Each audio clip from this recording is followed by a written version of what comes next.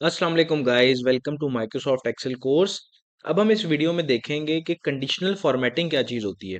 Conditional formatting में ये होता है कि हम कोई भी कंडीशन एक इम्प्लीमेंट करते हैं और अगर वो कंडीशन ट्रू हो तो जो हाईलाइटेड सेल्स होते हैं, जिन सेल पे हमने वो कंडीशनल फॉर्मेटिंग अप्लाई करनी होती है, उसका फॉर्मेट चेंज हो जाता है हमारे हिसाब से। फॉर एग्जांपल, इसको अंडरस्टैंड करने के लिए सबसे पहले मैं ये बिल्स की जो हेडिंग्स हैं, इनका मैं स्टाइल चेंज कर देता हूँ ताकि हमें डिस्टर्ब ना करें। अच्छा, अब मैं रेंट में आ जाता हूँ। रेंट से लेके इस सेल तक जनवरी, फरवरी, मार्च की जो हमारी इंडिविजुअल वैल्यूज हैं, इन पे मैं कंडीशनल फॉर्मेटिंग अप्लाई करना चाहता हूँ। तो मैंने जिस पे अप्लाई करनी है उसको मैंने हाईलाइट कर लिया। अब मैं होम की टैब में आऊंगा और होम की टैब में स्टाइल्स के अंदर देखें, यहाँ पे लिखा हुआ है कंडीशनल फॉर्मेटिंग। कंडीशनल फॉर्मेटिंग पे मैं जब क्लिक करूंगा तो मैं यहाँ पे आ जाता हूँ highlight cell rules. Highlight cell rules में मैं सबसे पहले पहला जो है ग्रेटर देन, इसको मैं सिलेक्ट करता हूँ।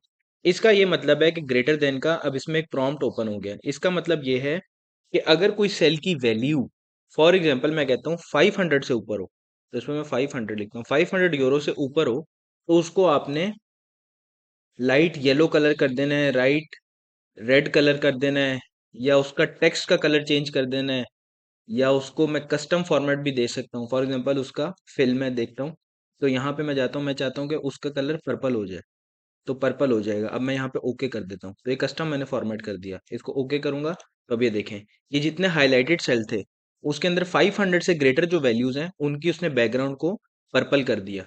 अब अगर मैं इसको 600 को मैं 400 कर दूं, तो ये देखें ये पर्पल से हट गया। और अगर ये 500 या उससे ऊपर करूं, 600 दोबारा कर दिया, तो ये दोबारा पर्पल आ गया। तो ये हाईलाइटेड सेल पे मेरी कंडीशनल फॉर्मेटिंग लगी हुई है।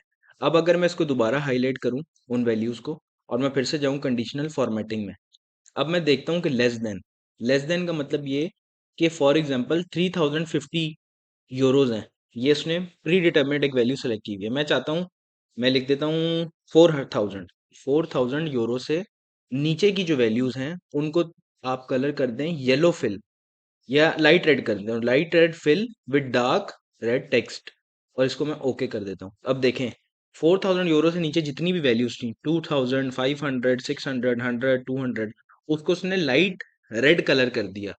और जो 4500 से अबव वैल्यूज थी, 4000 से अबव, उसने उसने क्या किया, उसने उसने पर्पल रखा। तो अब इसको कहते हैं हम कंडीशनल फॉर्मेटिंग। इसमें मैं अपनी तरफ के भी रूल्स अप्लाई कर सकता हूँ, जैसे कि मैंने हाईलाइट करके मैं कंडीशनल फॉर्मेटिंग पे गया, मैं लिखता हूँ इक्वल टू के रूल पे जाता हूँ। इक्वल टू के रूल पे वो कह रहा है कि मैं करता हूँ अगर 2000 किसी की वैल्यू है और इसको मैं कस्टम फॉर्मेट पे जाता हूँ। कस्टम फॉर्मेट का मतलब है मेरी मर्जी का फॉर्मेट हो। तो इस प्रॉम्प्ट विंडो में हम करते हैं कि उसको फिल कर दो आप ग्रीन कलर से, या इसको हम ब्लू कर देते हैं, ब्लू कलर से फिल कर दो। और फॉन्ट का कलर क्या होना चाहिए, फॉन्ट का कलर आप कर दें रेड, रेड कर देता हूँ फॉन्ट का कलर, ओके कर देता हूँ। तो एक कस्टम फॉर्मेट पे उसने दो वैल्यूज को मेरी बैकग्राउंड ब्लू कर दिया और उनके टेक्स्ट का जो कलर है, फॉन्ट का कलर, वो रेड कर दिया। यानी कि दो वैल्यूज मेरी ऐसी हैं हाईलाइटेड सेल में जो 2000 की इक्वल है, तो उसने उसमें फॉर्मेटिंग अप्लाई कर दी। तो इसको कहते हैं कंडीशनल फॉर्मेटिंग। कंडीशनल फॉर्मेटिंग ऐसे हम अप्लाई कर सकते हैं माइक्रोसॉफ्ट एक्सेल के अंदर। अब अगर मैं जाऊं इसको हाईलाइट करूं और मैं कंडीशनल फॉर्मेटिंग पे जाऊं, और सबसे नीचे देखें आप लिखा हुआ है मैनेज रूल्स। मैनेज रूल्स में जब मैं आऊंगा, यहाँ पर वो मुझे दिखा रहा है कि आपने कौन कौन से रूल्स को इम्प्लीमेंट किया हुआ है पूरी करंट सिलेक्शन में। तो अब अगर इसको करंट सिलेक्शन से हटा के मैं कर दूं दिस वर्कशीट का मतलब है पूरी वर्कशीट के ऊपर जो जो रूल्स मैंने इम्प्लीमेंट किए हुए हैं वो मेरे पास यहाँ पर शो हो जाएंगे। अब अगर मैं इनको अपडेट करना चाहता हूँ या मैं इनके मॉडिफिकेशन करना चाहता हूँ किसी भी रूल की, तो मैं अगर पहले रूल की मॉडिफिकेशन करना चाहूँ तो यहाँ पे लिखा है एडिट रूल। एडिट रूल पे मैं जाऊँगा, अब वो मैं यहाँ पर फॉर्मेट लिखा हुआ आ रहा है, तो फॉर्मेट पे मैं क्लिक करूंगा। अब वो मेरे से पूछ रहा है कि इसका कलर क्या करूं। फॉर एग्जांपल हम इसको कर देते हैं ग्रीन। फिर वो पूछ रहा है बॉर्डर उसमें करना है कि नहीं, बॉर्डर हम ऐड कर देते हैं, डॉटेड लाइन है, इसमें थिक बॉर्डर्स हैं, थिन बॉर्डर्स हैं, इसको मैं नीचे कर देता हूँ कि बॉटम बॉर्डर जो है मेरा हो जाए। और फिल कलर जो है इसको हम कर देते हैं ऑरेंज, फिल कलर ऑरेंज हो जाए। अब ये मैंने रूल अपडेट कर दिया है, इसको मैं ओके करूंगा, यहाँ से अप्लाई करूंगा, ओके करूंगा। अब देखें आप 2000 वाला रूल जो है उसको उसने अपडेट कर दिया। तो इस तरीके से मैं मैनेज भी कर सकता हूँ रूल्स को और इनको मैं अपडेट कर सकता हूँ। ये हमारी कंडीशनल फॉर्मेटिंग बहुत यूजफुल होती है जब हमारे पास बहुत लार्ज सेट ऑफ डाटा होता है।